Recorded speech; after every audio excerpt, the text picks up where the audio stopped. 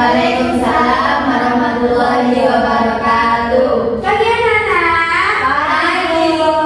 Bagaimana kabarnya hari ini? Loyo. Kalau belajar harus semangat ya. Iya, sini sarapan sebentar ya. Belajar sebentar. Ada pertama-tama kita membaca doa dulu sebelum pembelajaran dimulai. Kita baca Al-Fatihah dulu untuk pembukaan dari pembelajaran kita.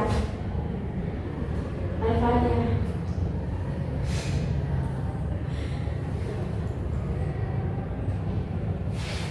Oke, langsung saja.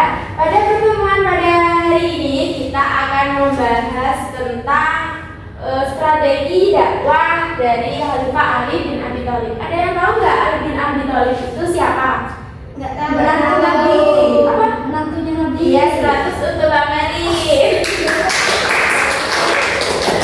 Jadi Ali bin Abi Thalib itu adalah menantu Nabi Muhammad sekaligus sepupu dari Nabi Muhammad. Oke, pertama kita akan membahas latar belakang dari Ali atau biodata Ali dulu ya. Ali bin Abi Thalib ini adalah khalifah keempat setelah Utsman. Jadi umat muslim itu kan setelah Nabi Muhammad wafat itu kan ada beberapa khalifah yang memimpin ya, karena Nabi Muhammad yang wafat, jadi ada beberapa khalifah yang memimpin umat Islam. Nah, dari khalifah-khalifah ini, Ali ini termasuk ke dalam khalifah tersebut. Ali adalah khalifah keempat. Nah, Ali ini adalah sepupu Nabi Muhammad dan juga menantu Nabi Muhammad seperti yang sudah dijawab oleh Mbak Melin. Ali bin Abi Thalib lahir pada tahun 599 Masehi. Ali bin Abi Thalib seperti namanya Ali bin Abi Thalib. Jadi Ali ini adalah putra dari Abu Thalib, yaitu paman Nabi Muhammad SAW.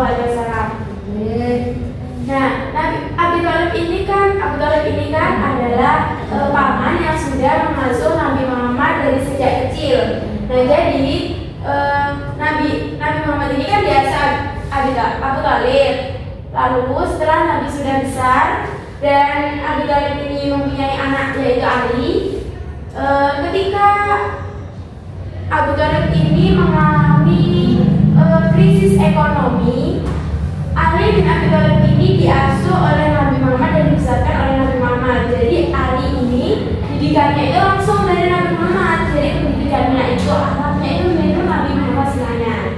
Itu. Jadi Ali bin Abi Thalib ini dalam memimpin umat Islam juga menyebarkan dakwah. Jadi menyebarkan dakwah ini ada beberapa strategi atau metode yang digunakan Ali, yaitu ada 5 strategi dakwahnya Ali itu ada 5. Yang pertama adalah strategi dakwah bilhal, yang kedua strategi dakwah dengan menggunakan metode mau'izatul hasanah atau bilisan, yang ketiga ada metode bil hikam, yaitu yang keempat ada metode al-mujadalah, yang kelima menggunakan metode strategi politik dan Islami. Yang pertama, dakwah bilhal. Ada yang tahu dakwah bilhal itu apa? Nggak tahu. Mbak Naya nggak tahu. Mbak Naya juga nggak tahu. Nggak tahu semuanya. Jadi metode bilhal itu adalah metode dakwah dengan menggunakan perbuatan. Maksudnya apa Bu? Seperti apa Bu? Jadi metode dengan perbuatan ini seperti contohnya, misalkan Mbak Naila ya di jalan itu melihat ada sampah gitu ya di jalan, itu sama Mbak Naila ini diambil lalu dibuang ke tempat sampah. Lalu di belakangnya Mbak Naila ini ada Mbak Fida misalkan. Mbak Fida ini lihat Mbak Naila, oh itu Naila ngapain ya gitu. Mbak Naila ini kan tadi membuang sampah pada tempatnya. Jadi Mbak Fida ini dia habis misalkan minum minuman ya, dia niatnya mau membuang sampah di jalan. Lalu Mbak Fida ini melihat Mbak Naila sudah membuang sampah ke tempatnya. Jadi Mbak Fida, oh iya di situ ada tempat sampah. Jadi Mbak Fida ikut membuang sampah pada tempatnya. Itu kan perbuatan kecil namun bermanfaat pada yang lain. Iya bukan? Ya. Jadi itu dakwah dengan hal itu kita melakukan suatu tindakan dan orang lain itu bisa mencontoh tindakan baik kita. Tapi tindakan baik ya, jangan boleh tindakan buruk. Selanjutnya ada metode mau mau'idatil hasanah. Mau'idatil hasanah atau metode bilisan. Ada yang tahu nggak? Nggak tahu. Nggak tahu. Mbak Vida nggak tahu? Nggak tahu. Jadi metode mau'idatil hasanah atau bilisan ini yaitu dakwah menggunakan nasihat. Misalkan kayak ceramah, kan biasanya ada dalam kajian itu kan ada ustadz yang ceramah. Itu namanya metode bilisan. Terus juga kalau dalam kehidupan sehari-hari kita bisa misalkan Mbak Erik ini berbuat salah, Ya, dia boleh. menjahit temannya. Tapi contoh ya, nggak boleh seperti itu ya Mbak Erik ya. Jadi Mbak Erik ini menjahit temannya, lalu sama Mbak Melin ini diberitahu, Rik, nggak boleh nih kayak gitu. Itu namanya perbuatan yang tercela. Itu namanya tidak boleh untuk dilakukan. Jadi dari itu Mbak Melin ini telah melakukan metode dakwah bilisan, yaitu menasihati dengan baik. Gitu ya. Jadi Bu Guru ini berharap bahwa apa yang kalian lakukan ini bisa mencontoh sikap-sikap dari Ali bin Abi Thalib ini. Selanjutnya ada metode dakwah al-mujadalah. Al-mujadalah ini adalah metode dakwah dengan cara berargumentasi dengan baik. Maksudnya apa, Bu? Maksudnya ketika dulu itu ada misalkan ada satu orang yang bertanya kepada Ali bin Abi Thalib, Ali bin Abi Thalib ini maksudnya apa sih ini? Atau ada permasalahan apa yang bisa dikonsultasikan kepada Ali bin Abi Thalib?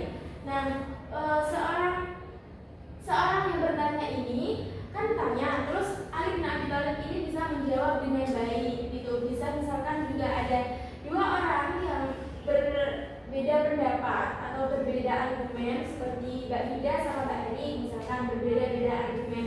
Terus Ali bin Abi Thalib ini bisa menengahi di tengah-tengahnya, jadi bisa menemukan jalan tengah itu dengan cara yang baik, bukan cara yang membeda-bedakan gitu. Jadi Ali bin Abi Thalib itu dengan cara diskusi yang baik. Yang keempat ada metode bil hikmah. Metode bil hikmah itu dengan cara kebijaksanaan. Nah, Ali bin Abi Thalib ini menyampaikan dakwahnya dengan bijaksana. Jadi apapun masalahnya itu dimusyawarahkan, lalu mengambil keputusan itu juga dengan bijaksana. Jadi enggak tanpa memaksa-maksakan gitu loh, tanpa membeda-bedakan. Jadi Ali bin Abi Thalib ini dengan kebijaksanaannya itu bisa membuat kaum lain itu bisa takjub gitu loh. Jadi bisa mencontoh Ali bin Abi Thalib. Yang terakhir ada strategi dakwah politik dan sosial. Maksudnya apa, Bu? Jadi Ali bin Abi Thalib ini berdakwah bukan dengan cara lisan, bukan dengan cara perbuatan yang baik, tetapi sebagai pemimpin dia juga menerapkan di bidang politik dan sosial. Nah, maksudnya itu misalkan seperti ada seorang Ali ini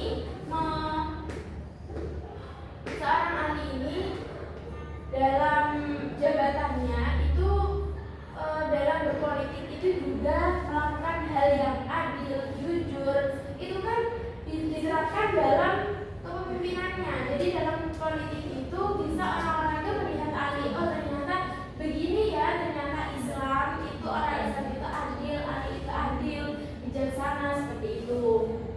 Mbak Naila, kayak dengarkan ya, dengarkan dulu sebentar saja, nanti bisa bercerita lagi. Oke, sebentar lagi istirahat kok. Oke, selanjutnya kita akan membahas tentang prestasi kepemimpinan Ali bin Abi Thalib. Ali bin Abi Thalib ini sebagai pemimpin juga mempunyai prestasi-prestasi atau beberapa yang dihasilkan dari kepemimpinan Ali. Yang ini ada 5 ya, yang akan kita bahas di sini ada 5. Yang pertama, memperbaiki sistem kepemimpinan. Maksudnya seperti apa sih, Bu, memperbaiki sistem kepemimpinan di masa Ali itu? Nah, maksudnya di sini Ali bin Abi Thalib itu dalam dia menjabat, yaitu mengganti penjabat-penjabat atau misalkan bukan Mbak Melin. Ali ini khalifah. Dan di bawah itu kayak ada pemimpin-pemimpin gitu loh. Nah, itu kan pemimpin-pemimpin tersebut ini misalkan dikira dalam masyarakat kurang baik dalam memimpin, kurang adil atau yang lain-lain, itu diganti sama Ali dengan yang lebih pantas atau yang dan diganti dengan orang-orang yang lebih terpercaya dan lebih baik. Jadi pada masa Khalifah Ali itu diganti semuanya, jadi agar tidak ada kasus korupsi. Seperti itu. Seterusnya ada membenahi keuangan negara, yaitu Baitul Mal. Maksudnya seperti apa? Tahu nggak Baitul Mal itu apa, Mbak Ida? Bukan, Mbak Ida. Baitul Mal. Ayo, didengarkan dulu ya. Baitul Mal itu adalah tempat mengumpulkan uang. Jadi uangnya itu ditaruh di Baitul Mal, lalu Baitul Mal ini sebagai uang atau harta yang ditaruh di Baitul Mal ini dibagikan kepada orang-orang yang kurang mampu. Iya sih, benar, beramal, tapi kurang tepat sedikit. Dalam membenahi keuangan negara, yaitu Ali bin Abi Thalib ini mengambil harta atau tanah yang telah diberikan oleh kepemimpinan sebelumnya, yaitu Utsman bin Affan. Utsman bin Affan itu dalam kepemimpinannya itu memberikan tanah dan harta kepada penjabat-penjabat, dan penjabat-penjabat tersebut banyak yang dari keluarga Utsman bin Affan. Jadi pada masa Ali ini itu diambil semua hartanya karena merasa itu tidak pantas buat mereka, dan itu didapatkan dengan cara tidak adil. Jadi sama Ali ini diambil hartanya, hartanya itu bukan harta semuanya ya, itu harta yang diberikan oleh Utsman bin Affan dari kepemimpinan sebelumnya dan ditaruh di Baitul Mal, sehingga di Baitul Mal ini dibagikan kepada anak-anak yatim, kepada orang miskin, kepada janda dan orang-orang yang tidak mampu. Lalu selanjutnya memajukan bidang ilmu bahasa dan pengetahuan. Nah, Ali bin Abi Thalib ini memerintahkan pengembangan ilmu nahwu. Kenapa buka ilmu nahwu? Kenapa buka ilmu lainnya? Karena ilmu nahwu adalah dasar dari tata bahasa Arab. Jadi sebelum mengembangkan bahasa Arab itu belajar nahwu dulu. Jadi nahwunya ini dikembangkan dulu. Selain mengembangkan ilmu nahwu, Ali bin Abi Thalib juga mengembangkan melengkapi huruf hijaiyah. Yang sebelumnya Quran dulu kan nggak ada hamzahnya ya, anak-anak ya. Jadi kayak mungkin kalau tidak dibenahi huruf hijaiyahnya, mungkin kita sampai sekarang akan kesusahan untuk baca Al-Quran. Karena kita sendiri aja membaca kitab yang gundul tidak ada harakatnya itu pasti kebingungan nggak sih atau sulit. Nah, maka dari itu dari Ali itu huruf hijaiyahnya ini diberikan harakat agar kaum awam seperti kita itu mudah untuk membaca Al-Quran.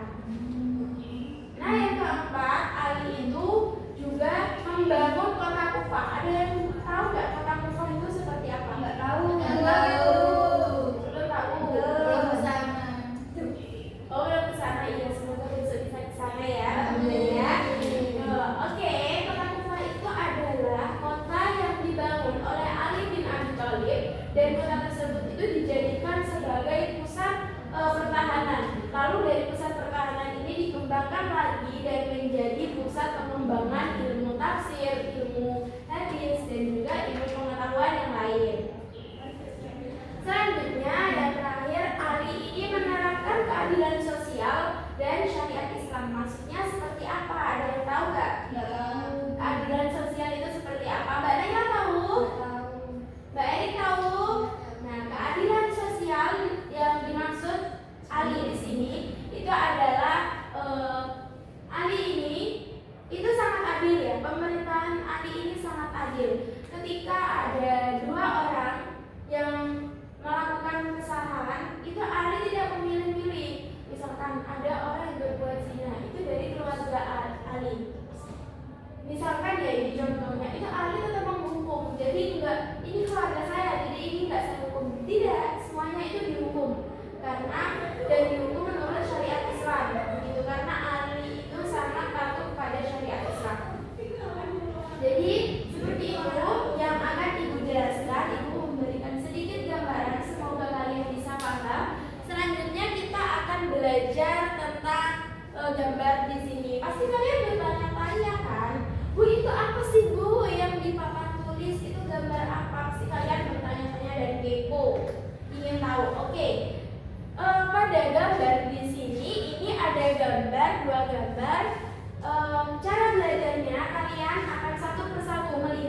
gambar di sini dan mengamati apa hubungannya gambar yang sudah Ibu tempelkan di papan tulis ini dengan materi yang kita sampaikan. Pertama, kalian akan mengamati gambar tersebut, lalu Ibu akan tunjuk satu persatu untuk mendeskripsikan ini gambar apa dan apa hubungannya dengan materi yang sudah Ibu jelaskan. Oke? Kira kalian sudah paham ya dari apa yang Ibu terangkan itu?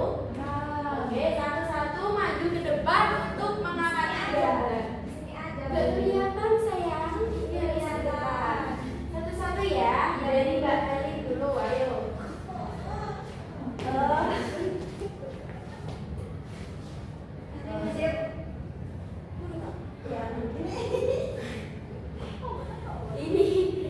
Ini dilihat dulu, diamati. Kalau sudah paham tentang gambarnya dan implementasi dari materi yang Ibu jelaskan, boleh. Ya, makasih Bu. Oke, selanjutnya Mbak Eri. Iya, melihat. Diamati. Diamati dulu. Oh, iya, semoga benar ya. Diamati dulu dua-duanya. Kalau sudah paham, sudah masuk, ini materi apa, gambar apa, bisa duduk. Oke, selanjutnya Mbak Naila bisa maju ke depan.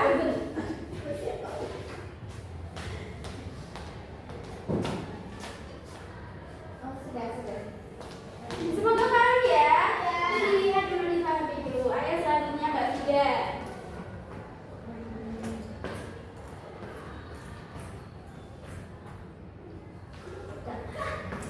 Oke. Sekarang Ibu akan tunjuk dua anak untuk menjelaskan gambar apa ini dan apa hubungannya sama materi yang sudah kita bahas. Ibu akan tunjuk siapa ya? Oke, Mbak Meli, maju di depan. Ayo, nanti setelah selesai cepat sarapan. Katanya tadi belum sarapan. Tepuk tangan dulu buat Mbak Meli, biar semangat. Oke, Mbak Meli bisa dideskripsikan gambar apa dulu? Dari gambar yang ini. Oh, itu. Deskripsikan dulu gambarnya, lalu hubungannya apa sama pembelajaran kita pada hari ini. Ini gambarnya kan aku tahu Bu. Ya, terus Tadi yang dijelaskan sama Ibu. ada teman-temannya, biar teman-temannya juga tahu. Tadi yang dijelaskan oleh Ibu Guru, kota Kufa ini adalah salah satu kota yang menjadi pusat pertahanan ketika masa pemerintahan Ali bin Abi Thalib. Di sini berkembangnya ilmu tafsir dan ilmu-ilmu lainnya. Betul tak Bu? Iya, selanjutnya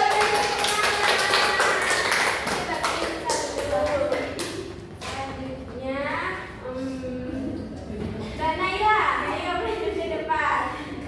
Ayo, beri semangat untuk Mbak Naila.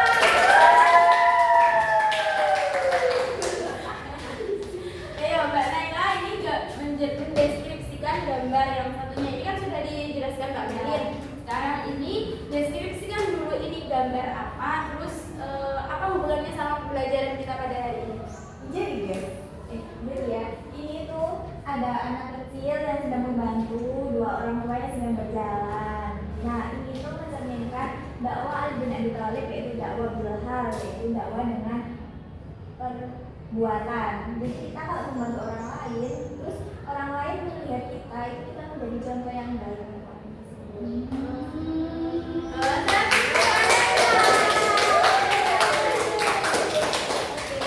Ibu kira paham ya, kalian sudah paham semua sama pembelajaran kita pada hari ini. Jadi benar, ini adalah salah satu contoh dari dakwah bilhal, yaitu dakwah dengan perbuatan. Jadi seorang anak kecil ini membantu kedua orang tua ini untuk nyebrang jalan. Jadi orang lain bisa, anak kecil ini bisa menjadi contoh untuk orang lain. Selanjutnya ini juga sebuah gambar dari kota Kufa, yaitu kota yang dibangun oleh Ali bin Abi Thalib yang menjadi pusat pertahanan, selanjutnya diperkembangkan dan menjadi pusat perkembangan ilmu tafsir, hadis dan pengetahuan yang lain. Oke, cukup sekian mungkin itu yang dapat Ibu sampaikan. Semoga bermanfaat untuk kalian.